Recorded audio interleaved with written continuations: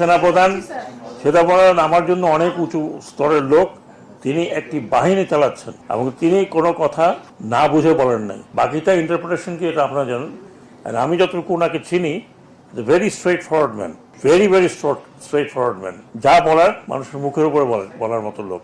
হ্যাঁ, so I have lot of respect for him.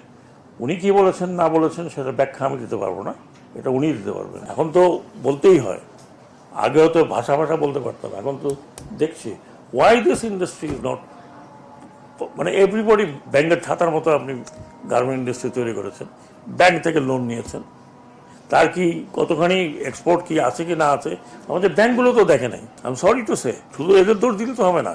এই যে 30,000 কোটি একটা ব্যাংক দিল, সেই ব্যাংকে কি মানে ব্যাংক ধমক দিল, পুরো ব্যাংক দিয়ে দিল? বাংলাদেশ ব্যাংকের লোক ছিল না? So they should be held responsible. খালি এই লোককে বলে তো লাভ নাই যে বেক্সিমকো অমুক জেলের মধ্যে ঢুকাও, একে আদালতে পাঠাও। তারা কোথায়? Where the bankers? আমি এই বিষয়ে অত্যন্ত কঠোরভাবে কালকে বলেছি যে আমরা শুধু বেক্সিমকো নিয়ে পড়ে আছি।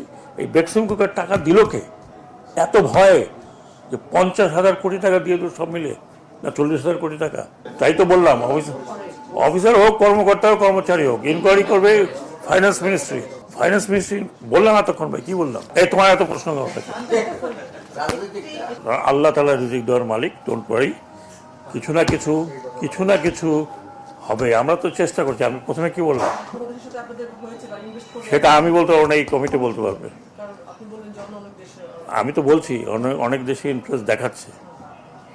হয়তো আপনারা জানি না, হয়তো 1 মাসের মধ্যেই ঈদের পরে দেখবেন কিছু অ্যাক্টিভিটি। আর যারা শ্রমিক এখানে আছেন তারা কিন্তু দক্ষ শ্রমিক, অদক্ষ শ্রমিক কেউই না। এবং বাংলাদেশে ইতিমধ্যে ওনারাও জানেন, বাংলাদেশে অনেক গার্মেন্ট ইন্ডাস্ট্রি আছে যার জন্য দক্ষ শ্রমিক পাচ্ছে না। এরকম রেডিমেড দক্ষ শ্রমিক আপনি কোথায় পাবেন? সো ওনাদের আছে, কষ্ট হবে, আমি এগ্রি করছি, কষ্ট হবে। আমি যদি আমার পয়সা না পাই তাহলে আমার তো কষ্ট হবেই। তো ওনাদেরকে দিয়ে দিলাম এই কারণে, ওনাদের গ্যাচুটি থেকে শুরু করে যত কিছু আছে সব কিছু ওনারা পাবেন। টাকাগুলো পাবো কিনা জানি না। আর আজ পর্যন্ত কাউকে ধরে টাকা পাইছেন না? এরকম কথা তো বলিনি। আমি তো বলছি যে আমি নিজে প্রত্যেকটি হসপিটালে, যত বড় বড় হসপিটাল সেখানে গিয়েছি। CMH-এ 2বার গিয়েছি। যতদূর সম্ভব যারা ইনজিওর্ড আমার কাছে আসছে, যতদূর সম্ভব আমি কোনো উপদেশটা গেছে না, আই ডোন্ট নো। আমি ইভেন ঝালকাঠিতে একজন শহীদ হয়েছে, তার কবর ওখানে গিয়েছি, এবং ঝালকাঠি না বরিশালে, এবং ওই মেহেন্দিগঞ্জ, এবং ওখানকার নতুন পন্টন হয়েছে, অন্নামা দেওয়া হয়েছে। আমি তো আর গরিব মানুষ, অত কিছু করতে পারি। এটা আমার একান্ত খুব nearest friend. Thank you very much.